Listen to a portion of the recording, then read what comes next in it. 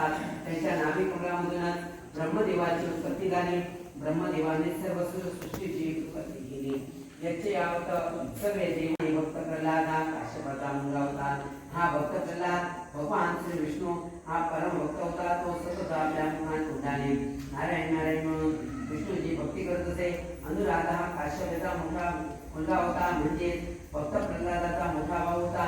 या अनुराधाचा प्रेमसंबंध महिषी असल्या हिच्याबरोबर होता.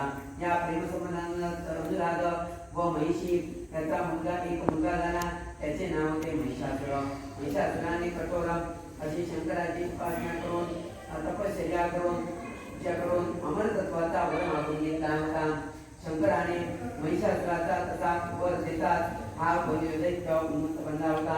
त्याची वृत्ती ही अत्यंत स्वार्थी झाली होती. अमरतत्वाचा वर प्राप्तीमुळे त्याला कोणाची पर्वा वाटत नसे.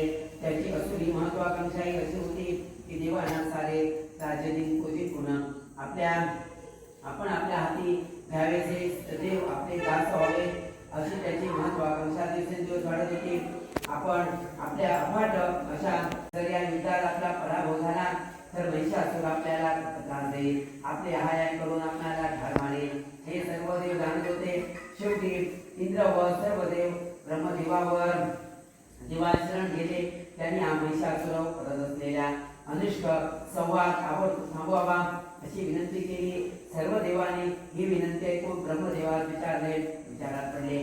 खूप विचार केल्यानंतर त्यांना वाटले की या संकटाचे निवारण आपल्या हातून होऊ शकणार नाही अशी त्याची पूर्णपणे खात्री झाली. मग त्यांनी ह्या सर्व देवांना कैलासावर स्थित भगवान शंकरांना शरण जाण्यास सांगितले. सर्व देव कैलासावर जाऊन श्री शंकरास शरण गेले. त्याची सर्व परिस्थिती सांगितली. सर्व देवलोकावर आलेले संकट ताबडतोब घालवून देण्यासाठी महिषासुराने राक्षसाचा पूर्णपणे नायनाट करावा अशी विनंती केली. काय हेनवाचा मनसे देवा हृदय धनावा जवावा रोहनियतम सकल नारायणाची सर्वयामे. जय जय रघुवीर समर्थ.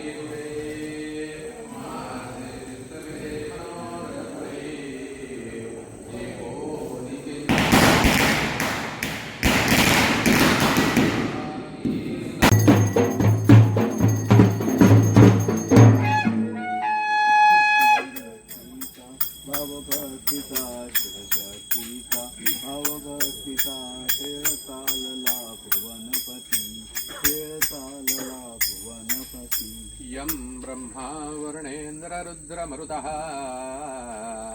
स्तुन्वन्ति दिव्यैस्तवैः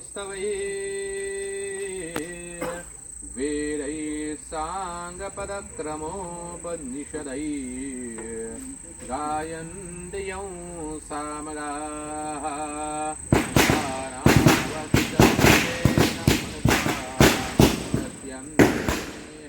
योगिनो